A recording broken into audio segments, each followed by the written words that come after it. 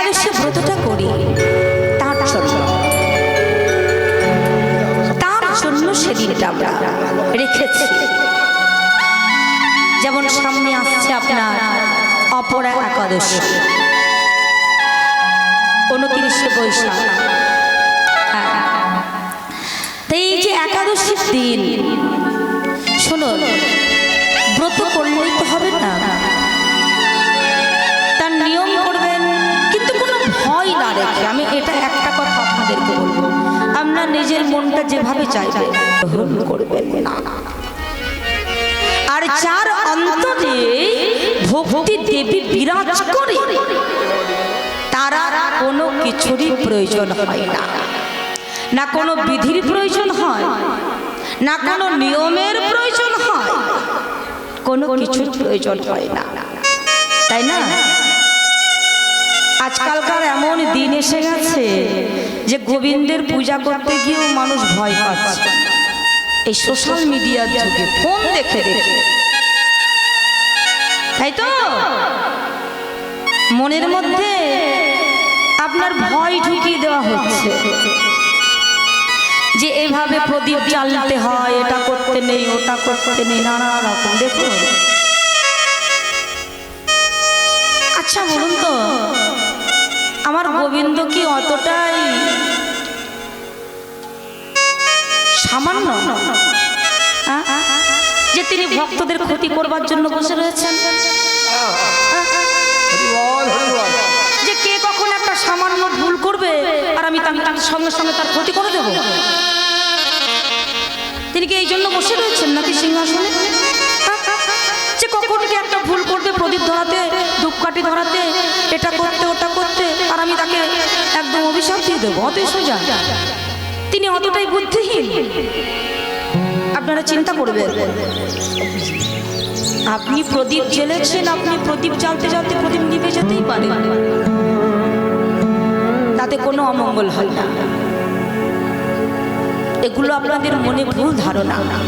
কারণ আপনি যদি অন্তর দিয়ে তাকে ডাকেন, তাকে যদি ভালোবাসেন, আপনার কোনো কিছুর বিধি নিয়মের প্রয়োজন হবে না সেখানে। তিনি ভালোবাসার দাস। তিনি ভাগবতে বললেন, আমি আমার ভক্তের জন্য নিজের আত্মাটাকেও ত্যাগ করে দিতে পারি, নিজের আত্মাকে ত্যাগ করে দিতে পারি আমি আমার ভক্তের জন্য। তিনি এত বড় ভক্ত বৎসল্য গোবিন্দ। হ্যাঁ, তবে অন্তরে রাখতে হবে ভক্তি। সেবাটা আপনার দায়িত্বে। আপনার যেমন ছেলের আপনি সেবা দেন, বাড়িতে যারা রয়েছে তাদের যেমন সেবা দেন, সেইভাবে যত্ন করে দেবেন, তাহলেই হবে। তার জন্য মনের মধ্যে কখনো কোনো ভয় রাখবেন না। এই যে আমরা যখন একাদশী ব্রত করি, ব্রতটা কেন করি? ওই দিনটা আমরা গোবিন্দকে উৎসর্গ করি। একটা দিন যে আজকের দিনটা আমরা তাকে দেব, খুবই ভালো, সেইভাবে তার সেবা। সেদিন সকালে উঠে স্নান করে প্রভুর জন্য ফুল তুলসী তুলবেন। তবে একটা কথা মনে রাখবেন, একাদশী করার পর দ্বাদশীর দিনে কেউ কিন্তু তুলসী গাছে হাত দেবেন না। কারণ দ্বাদশীর দিন তুলসী তুলতে নেই। হ্যাঁ, অন্যান্য অনেক বার আছে যেগুলো নিষেধাজ্ঞা রয়েছে, রবিবার, সংক্রান্তি, কিন্তু এগুলো যদিও বা আপনি না মানেন, এটা তো অতটা অপরাধ হবে না। কিন্তু দ্বাদশীর দিন একদম, দ্বাদশীর দিন তুলসী চয়ন করা যাবে না। তার আগের দিন আপনারা তুলসী চয়ন করে রেখে দেবেন। হরিবল হরিবল। কারণ তুলসী ছাড়া তো আমার গোবিন্দের সেবা হয় না। এখনো পর্যন্ত জানেন, অনেকেই জানেন না এগুলো। শুধু ওই গোবিন্দের সামনে বাতাসা দিয়ে দেন, কিন্তু তাদের যে তুলসী পত্র দিতে হয় অনেকেই জানেন না এখনো পর্যন্ত, যে তুলসী ছানা ভোগ নিবেদন হয় না। তাই সেই একাদশীর দিন কি করবেন? প্রভাতকালে উঠে স্নান করে নিজের মনের মধ্যে কোনো কুচিন্তা আনবেন না, সর্বদাই গোবিন্দের কথা ভাববেন, তার সেবা করবেন। আপনি যেটুকু পাবেন প্রসাদ সেটুকু গ্রহণ করবেন। সবার সাথে সেদিন ভালো ব্যবহার করবেন। একটা ব্রত করলাম আর মনের মধ্যে রাগ থেকে গেল, হিংসা থেকে গেল, ঝগড়া করলাম, কুকথা বললাম, সে ব্রত করে কোনো লাভ হবে না। একদম ওই যে প্রথমেই যে শ্লোকটা বললাম, হৃদয়টাকে তীরের মতো করতে হবে, তা না হলে আরাধনা ঠিক হবে না। যতই আপনি ব্রত করুন, যতই উপোস করুন, যা কিছু করুন না কেন, তাতে আপনি ফল লাভ করবেন না।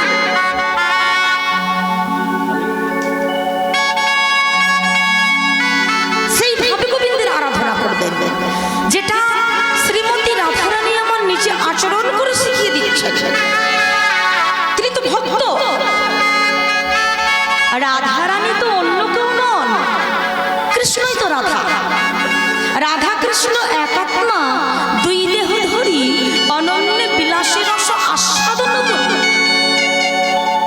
রাধা বলে আলাদা তো কেউ নয়, তিনি রাধা, তিনি কৃষ্ণ। তিনি দুটি রূপকে ধারণ করলেন, রাধা রূপ ধারণ করলেন। কেন না? রাধারানী হলেন ভক্ত। গোবিন্দ কৃপা পেতে গেলে যে ভক্তের কি করা কর্তব্য,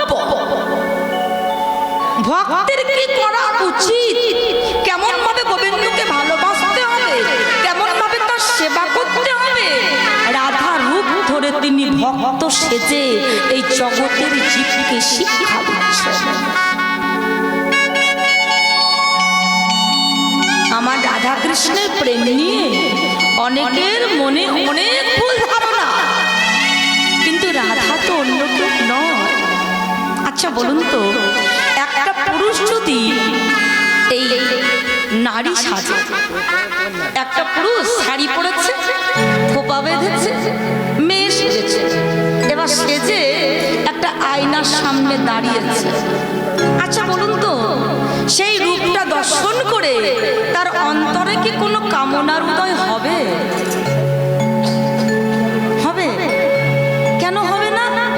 কেননা তার অন্তরটা পুরুষ, বাইরেটা নারী। তাই রাধা কৃষ্ণ একাত্মা, দুই দেহ ধরি অনন্য বিলাসে রস আস্বাদন করি। তাই আমার গোবিন্দের জন্য, জগতে তো সবার জন্য সবকিছু করছে, আপনি এসেছেন, আপনি চলে যাবেন, আপনাকে দুদিন মনে রাখবে,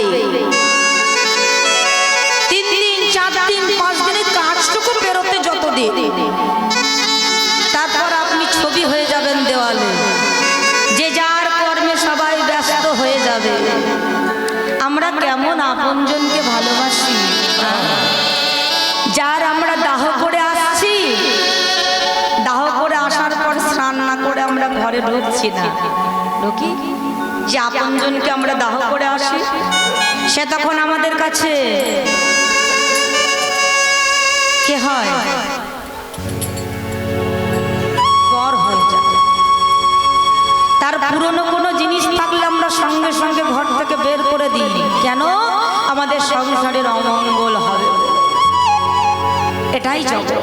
মধুময় শ্রীধাম বৃন্দাবনে প্রবেশ করেছি, আপনাকে তো শ্রীধাম বৃন্দাবন, রাধা গোবিন্দ মধুরাতি মধুর, কথাকার সবই মধু, গমনে নিত্য কথায় গান, জল অমৃত, বৃক্ষলতাদি, কল্পবৃক্ষ প্রতিটি গভীর। আজ আমাদের ভজনের গীতব্য বিষয়বস্তুটি হচ্ছে রূপ বর্ণন। এই লীলারস আমরা আস্বাদন করব। লীলারস রস আস্বাদন করার আগে আমাদেরকে জানতে হবে যে বৃন্দাবন কয়টি। জয় রাধে। আমরা যে বৃন্দাবন লীলা আস্বাদন করব, কিন্তু বৃন্দাবন কয়টি না? বৃন্দাবন হলো দুটি বৃন্দাবন। কি কি? একটি হচ্ছে গোলক বৃন্দাবন, যেখানে গোবিন্দ আমার আস্বাদন করছেন স্বকীয়া রস রাধারানীকে সঙ্গে লয়ে। আর একটি বৃন্দাবন হচ্ছে এই ভৌম বৃন্দাবন, মানে মত্তধাম, যেখানে গোবিন্দ আস্বাদন করছেন পরকীয়া রস। তিনি ভৌম বৃন্দাবনে এলেন পরকীয়া রস আস্বাদন করব বলে। গোলক বৃন্দাবনে রাধারানীকে বললেন, ওগো রাধে, চলো আমরা মত্তধামে যাই, ভৌম বৃন্দাবনে। রাধারানী বলছেন, হে গোবিন্দ, তুমি যাবে যাও, কিন্তু আমি তো সেখানে যাব না। কেন যাব? আমার তো এই গোলক ধামে কোনো কিছুর অভাব নেই, আমার তো এখানে সবকিছুই আছে। আমি সেখানে যাব না।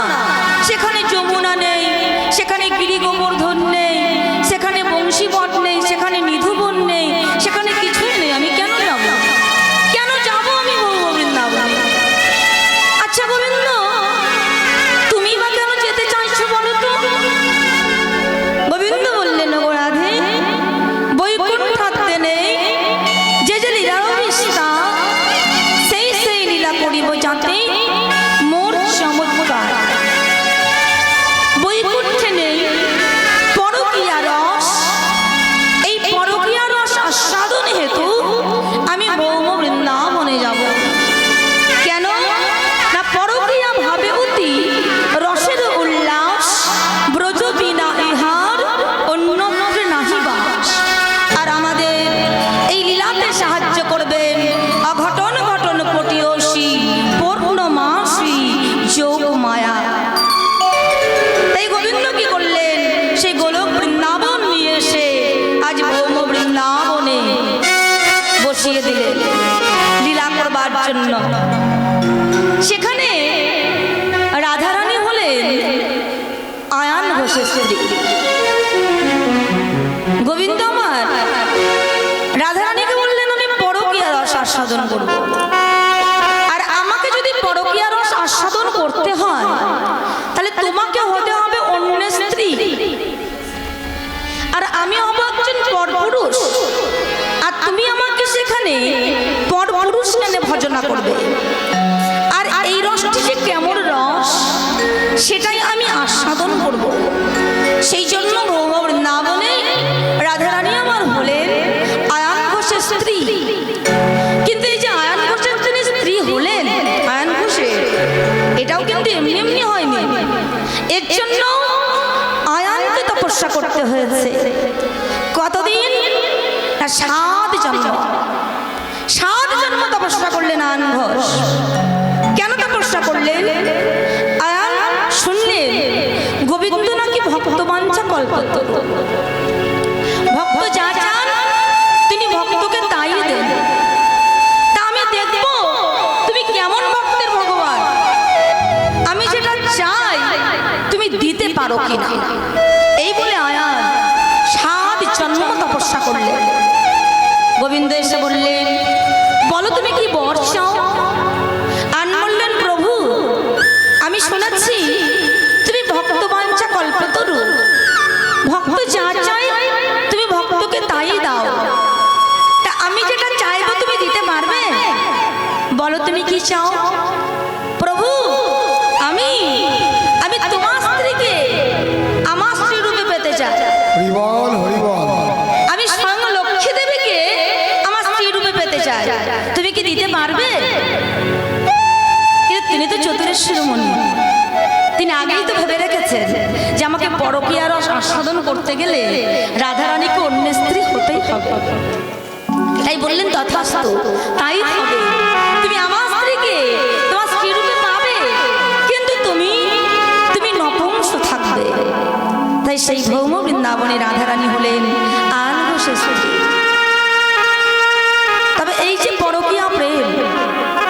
পরকীয়া প্রেম বাবা অতি ভজন কথা, অতি গোপন কথা। আপনারা হয়তো যেটা মনে মনে ভাবছেন সেটা নয়, এই প্রেম আলাদা। এই পরকীয়া প্রেম কেমন জানেন? বলছেন পরকীয়া রস যজন করিতে অধিক চাতুরী চাই। জয় রাধে।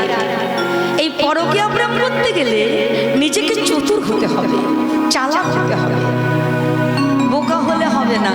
কেমন চতুর? যদি যাইবি দক্ষিণে বলবি পশ্চিমে, গিয়ে দাঁড়াবি পূর্বমুখে, আর গোপত প্রীতি গোপনে রাখবি, তবে তো রহিবি সুখে। জয় রাধে।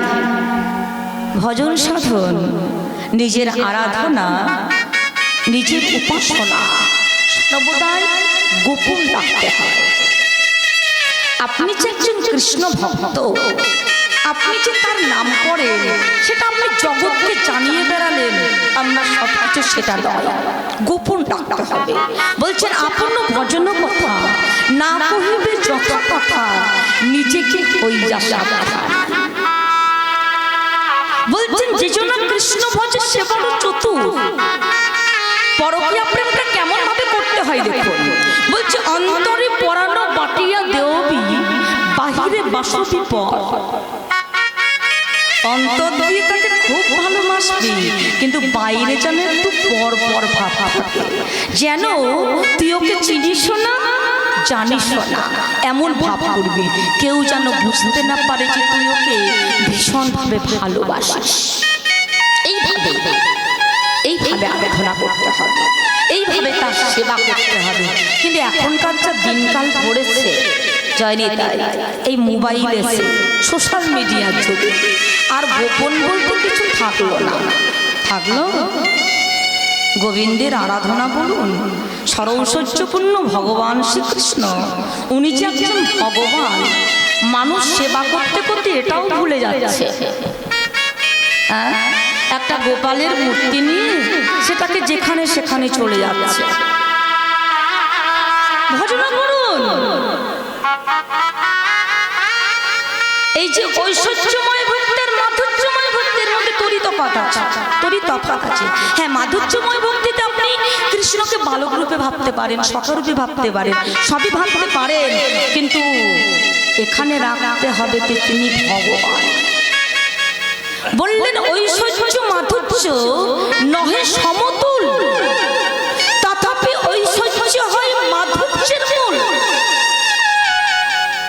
ঐশ্বর্য না থাকলে মাধুর্যের পুষ্টি সাধন হবে না।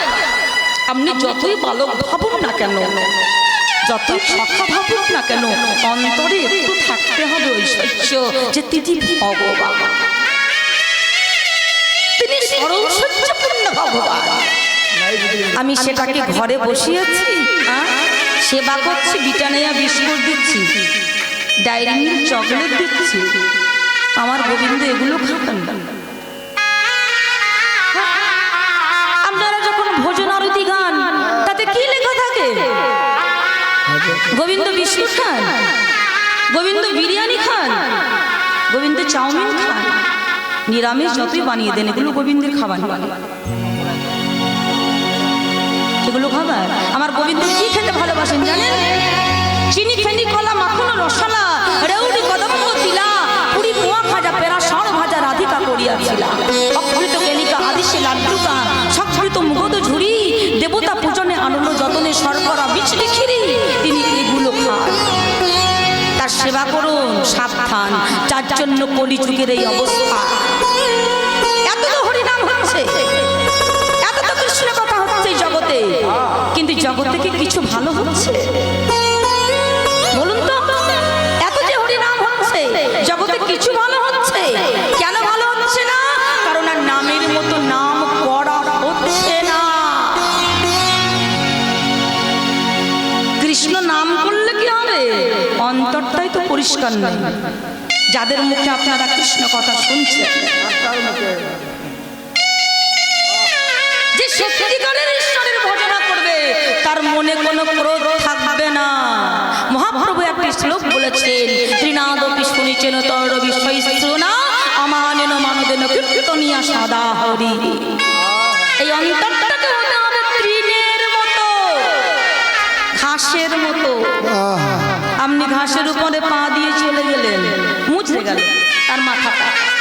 আপনি একটু গিয়ে পিছন ফিরে দেখুন, সে আবার আস্তে আস্তে আস্তে আস্তে মাথাটা তুলছে। এই অন্তরটা সেরকম হতে হবে। তাই যে জনা যার মান নাই তাকে মান দাও, কিন্তু আমরা তো সেটা করি না বাবা। যার যত মান তার তত সম্মান, তাকে আমরা বেশি তার কাছে যাওয়ার চেষ্টা করি। কিন্তু বলছেন যার মান নাই তাকে মান দাও, এটাই মহাপ্রভুর পথ। আজকালকার সব হিংসাতে জগৎ ভরে গেছে, বুঝলেন? এই যে আমাদের কীর্তনের জগৎ, এই যত কীর্তনিয়া রয়েছে সবাই অপর অপরের হিংসা করে, জানেন? এর নিন্দে করছে, ওর নিন্দে করছে কীর্তন করতে এসে। তাহলে সেখানে গোবিন্দ কৃপা কি করে পাবে? সেই জন্য একজন সাধু বলেছেন, কলিতে যত জীবে হরিনাম করিবে, নাচিয়া গাহিয়া তারা নরকে ডুবিবে। হরি বল, হরি বল, হরি বল। যতই নাম হোক, নামের মতো নাম করা হচ্ছে না। তাই যাই হোক, আজ আমরা লীলারস আস্বাদন করব। কি লীলারস? রূপ বন্টন। প্রভাতকালে শ্রীমতী রাধারানী আমার শ্রী যমুনায় জল আনতে গিয়ে ঘাটের পাশে কদম্ব তলায় কৃষ্ণ বদন দর্শন করে সেই বদনের রূপে মোহিতা হয়ে তিনি আজ ঘরে ফিরেছেন। ঘরে ফিরে একটি জায়গায় বসে বসে তিনি গোবিন্দের মুখমণ্ডলের কথা চিন্তা করছেন। আর এদিকে ললিতা, বিশাখা, চম্পকলতা, ইন্দুরেখা, তুঙ্গ বিদ্যা, সুদেবী সকল সখী মিলে বলছেন, ওরে চল আমরা রাধা রানীর কাছে যাই। আর আমরা রাধা রানীর কাছে গিয়ে দুটো হরি কথা শুনে আসি।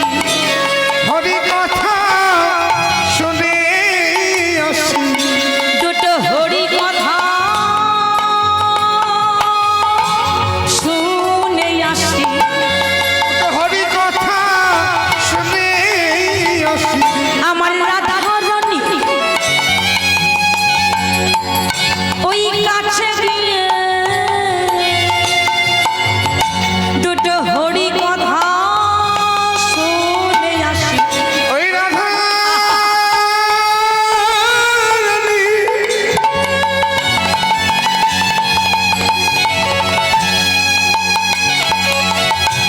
কাছে গিয়ে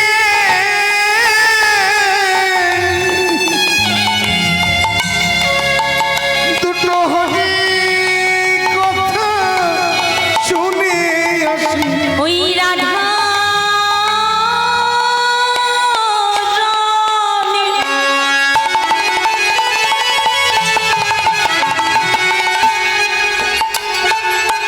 ওই কাছে গিয়ে মনে প্রাণ ধন্য হবে।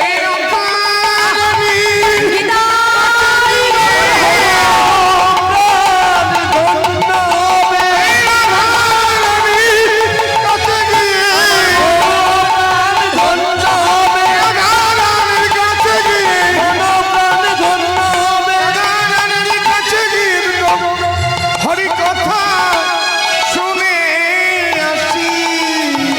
ওরে চল আমরা রাধা রানীর কাছে যাই। রাধা রানীর কাছে গিয়ে দুটো হরি কথা শুনে আসি। চলে এসেছেন সখীরা। ওরাই ওরাই তোর কাছে আজ আমরা এলাম রে, দুটো হরি কথা শুনবো বলে। রাধা রানী বললেন, ও তাই বুঝি, ভালো করেছিস। আমিও যে ওই হরি কথা শোনার লোক পাই না। আমার কাছে এসে বস, আমি আজ আমার গোবিন্দের কথা বলবো। ললিতা বলছেন, রে আজ আমরা তোর কাছে এলাম তোর প্রাণ গোবিন্দের রূপের কথা শুনবো।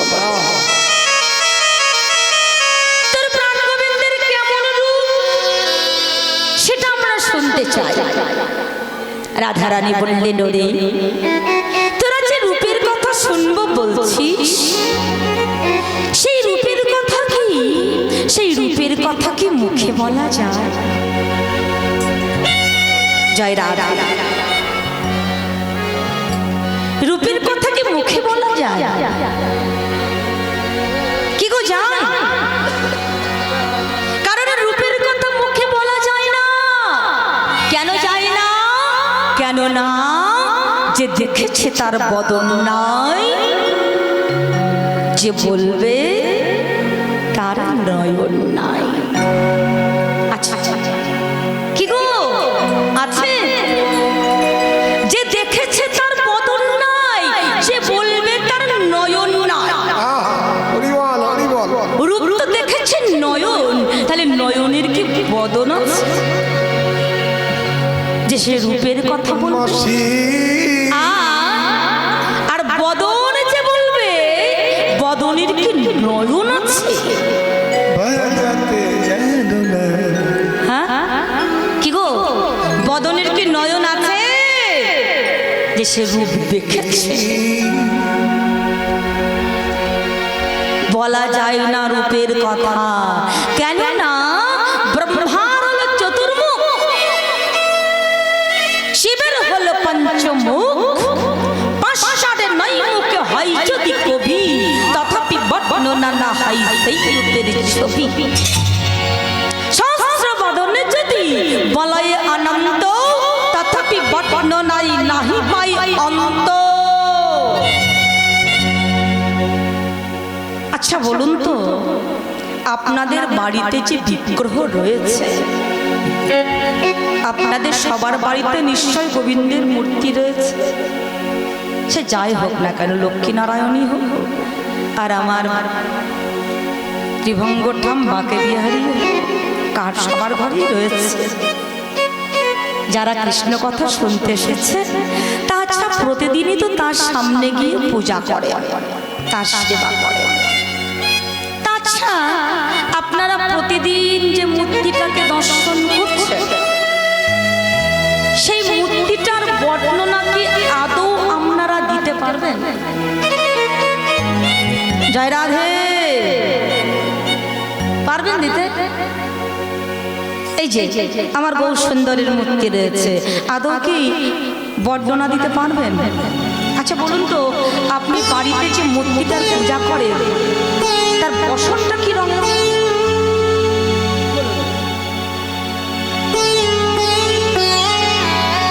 তিনি কেমন কুণ্ডল পরে রয়েছেন কঠোর?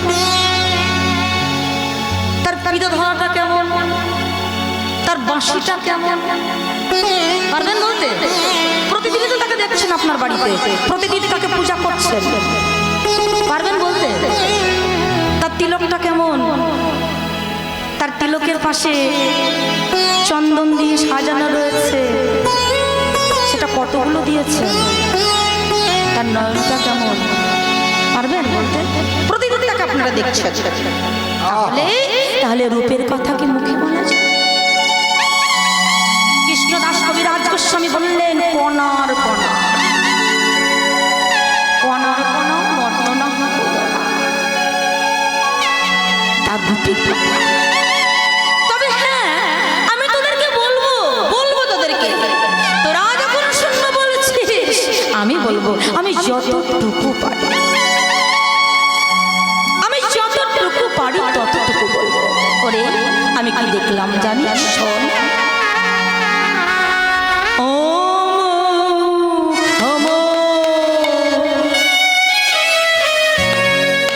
জলজিতি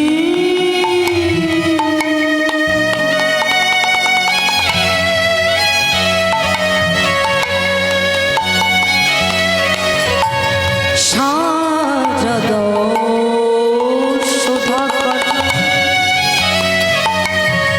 বলে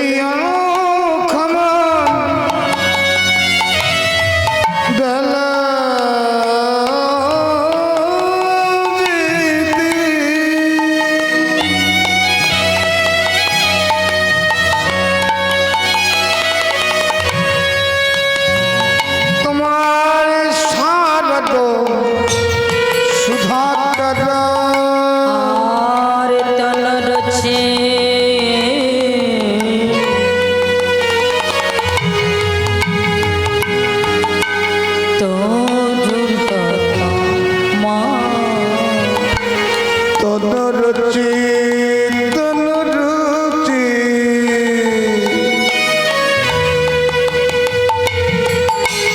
তোর দত মা আমি এই এখন দেখে গেলাম, এই এখনই দেখে এলাম, আমি এই এখন দেখে গেলাম, এই এখনই দেখে এলাম। শ্রী যমুনাই চল আনতে গিয়ে আমি এই এখন দেখে গেলাম। ওই যমুনার জল নিতাই থেকে এই এখনই দেখে এলাম। আমি যমুনাই চল আহ, আনতে গিয়ে প্রাণ গোবিন্দে মধুর মুরতি ওই যমুনার জল আনতে গিয়ে প্রাণ গোবিন্দে মধুর মুরতি যমুনার জল আনতে গিয়ে প্রাণ গোবিন্দে মধুর মুরতি ওই যমুনার জল আনতে গিয়ে যমুনার জল আনতে গিয়ে জল আনতে গিয়ে এই এখন আমি দেখে এলাম। ওরে শোন ও মুখমণ্ডল জিতি শারদ সুধাবদন রাধারানী আমার বললেন বারবার ও মুখমণ্ডল ও মুখমণ্ডল ও মুখমণ্ডল। মনে হচ্ছে তিনি যেন এখনো পর্যন্ত সেই রূপটাকে দর্শন করছেন। ও মুখমণ্ডল ও মুখমণ্ডল। ওরে আমার প্রাণ গোবিন্দের বদনখানা কেমন জানিস? শারদের পূর্ণিমার পূর্ণ চন্দ্রকেও জয় করে। শারদের যে পূর্ণিমার চাঁদ সেই পূর্ণিমার চাঁদকেও জয় করে আমার প্রাণ গোবিন্দের মুখমণ্ডল। ওই গগন চাঁদে কতখানি ক্ষমতা বলতো? কতখানি ক্ষমতা? তার রমা আছে, প্রতিপদ আছে, কিন্তু আমার মধুর বদনে চাঁদ সেটা কেমন জানিস? শোন, তার নিশি দিশি সমান উদয়, দিশি দিশি সমান উদয়, নিশি দিশি সমান উদয়, দিশি দিশি সমান উদয়। আমার বধূ আমার বধূ আমার বধূ আমার বধূর বদনে চাঁদ নিশি দিশি সমান উদয়। আমার মধুর বদন চাঁদ নিশি দিশি সমান উদয়। আমার বধূ বদন চাঁদ রাধা ঋষির হৃদাকাশে, আমার মধুর বদন চাঁদ, রাধা ঋষির হৃদাকাশে, আমার মধুর বদন চাঁদ রাধা ঋষির হৃদাকাশে ঋষি ঋষি। সমান উদয়। ওরে শোন, তার ঋষি ঋষি সবার উদয়। ওই যে গগনের চাঁদ, ওই চাঁদের আলো কিন্তু সব জায়গাতে পৌঁছায় না।